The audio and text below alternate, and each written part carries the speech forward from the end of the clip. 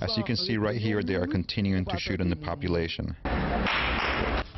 Here's the MINUSTA soldiers firing from their tank into a residential neighborhood. And the blue helmets signify that it's UN soldiers. And they're wearing the Brazilian uniforms. They're getting instructions over the radio right now. They don't seem to be at all deterred by our presence. More troops have moved into position here, and it looks like a military operation underway. The foot troops are going to the area, the infantry troops are going into the area. They're positioning themselves for some kind of an attack in this civilian neighborhood. This is the same formula they used when they killed Red Wilme on the 6th of July last year. So they are cutting off a street here using bulldozers so people can't get in and out. They say they are looking for bandits, but we do not know exactly who they are looking for. A lot of innocent civilians were killed. And there are even some people that they kill and just take them with them. One of the worst things that happened is that they kill like a mom with 2 of her children, and they still, the bodies are still there. A nossa entrevistada mostra como as tropas da ONU podem cometer excessos, violando os princípios estabelecidos pela própria organização. Foi isso que ocorreu em Cité Soleil, em julho de 2005. Os links da entrevista podem ser acessados na descrição do programa. Na operação de paz, eles têm um princípio de proporcionalidade da força, que é você pode responder a um ataque com o mesmo nível de força ou mais um. O que significa? Se você levar uma pedrada, você pode reagir com bala de borracha. Proporção. Se você for ameaçado, se você levar um tiro de 38, você pode reagir com 38 ou com uma 9mm. Né? Se você levar um tiro de fuzil, aí você tem que reagir com fuzil também. Então, assim, ou você pode levar um tiro de 38 e também reagir com fuzil, porque também é um nível a mais de força, né? Então, tem essa coisa do nível a mais de força. Só que, assim, quem é que deu o primeiro tiro? É um questionamento que a gente tem aqui também, né? Nas nossas intervenções federais nos morros do Rio de Janeiro. Né? De onde partiu, né? Quem é que conta a história? Né? Quem é que está vivo para contar a história? Né? Nesses anos de intervenção do Haiti, o Brasil se orgulha em dizer que não perdeu soldado em confronto. Perdeu soldado no terremoto, mas não perdeu em confronto. Né? E isso não é só porque a gente é mais bem treinado, mais bem equipado. Né? Então, assim, é impossível saber o número de pessoas que foram mortas nesse confronto do Cité Soleil. Os relatos, até hoje, eles não foram investigados. Por quê? Porque o memorando de entendimento dá total autonomia. Dá total autonomia, porque o princípio você tem que manter a paz. E tem uma coisa que chama também, que confronta muito, tanto com o princípio da proporcionalidade, quanto, enfim, até da soberania e tudo, que é by any necessary means, por qualquer meio necessário.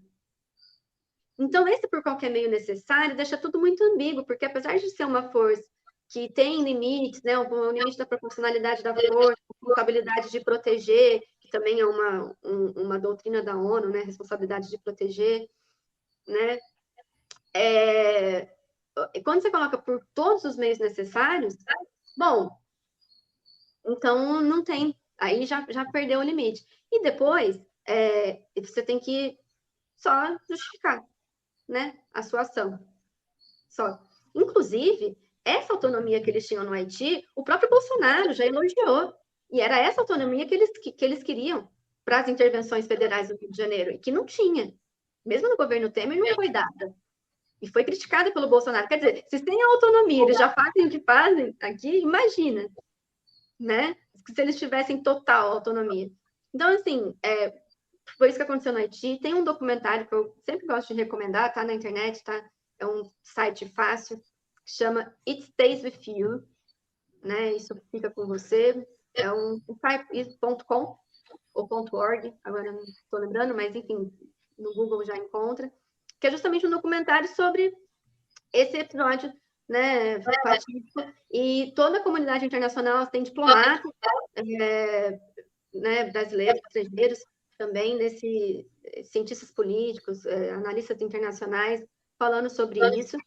E o que é muito interessante é que é muito reconhecido, foi uma situação que realmente saiu do controle, e interessante é como o Heleno se safou, né, desse imbróglio, porque do ponto de vista da ONU ele não estaria encrencado porque ele teria autonomia, era operação de paz, ele se declarou sob ameaça, né? Ele conseguiu, então, pacificar ali aquele lugar, ele conseguiu pegar os traficantes ou os traficantes de armas dali, enfim. Mas o fato é que foi um haitiano que até falou assim, você tem que conversar com o Augusto. E, na época, eu não liguei o nome da pessoa. Falei, Augusto? Porque aqui a gente conhece como Heleno, né? E na hora não me veio Augusto Heleno. Ele falou, você tem que conversar com o Augusto, porque o Augusto, ele saiu daqui, ele foi tirado da operação depois desse Tessolé e não sei o quê. E eu fiquei, não, mas... E aí é isso, ele não foi tirado da operação porque os generais, eles têm mandato, né? Eles têm limite de mandato.